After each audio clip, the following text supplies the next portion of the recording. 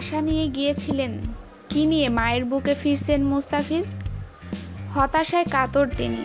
বড় আশা নিয়ে গিয়েছিলেন আইপিএল খেলতে, এখন দেশে ফিরে আসছেন মোস্তাফিজুর রহমান। কী নিয়ে মায়ের বুকে ফিরে আসছেন মুস্তাফিজ? ইংল্যান্ডের সাসেক্সে দলের কন্ডিশনিং ক্যাম্পে যোগ দেওয়ার জন্য সাকিবের সাথে বাংলাদেশ ত্যাগ করবেন তিনি।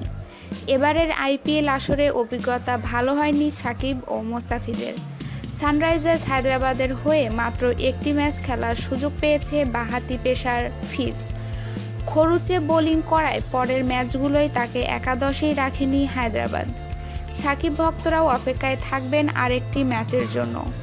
বুধবার রাতে কলকাতা নাইট রাইডার্স খেলবে রাইজিং পুনে সুপার জায়ান্টের সঙ্গে। ওই ম্যাচ শেষে বৃহস্পতিবার সকালে দেশে ফিরবেন সাকিব। পুনের বিপক্ষে খেলা না হলে সাকিবও একটি ম্যাচ খেলেই দেশে ফিরতে হবে। স্ত্রীর অসুস্থতার কারণে ইংল্যান্ডের ক্যাম্প থেকে ছুটি নিয়ে দেশে এসেছেন মাশরাফি বিন মুর্তজা। সব ঠিক থাকলে টাইগারদের ওয়ানডে অধিনায়ক যাবেন 5ই মে।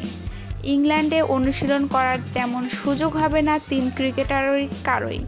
7ই মে ত্রিদেশীয় সিরিজ খেলতে আয়ারল্যান্ডে চলে যাবে 18 সদস্যের বাংলাদেশ দল। এর আগে 26 এপ্রিল রাতে ত্রিদেশীয় সিরিজ এবং চ্যাম্পিয়ন্স ট্রফিতে অংশ নিতে ইংল্যান্ডের উদ্দেশ্যে দেশ ছাড়ে বাংলাদেশ দল।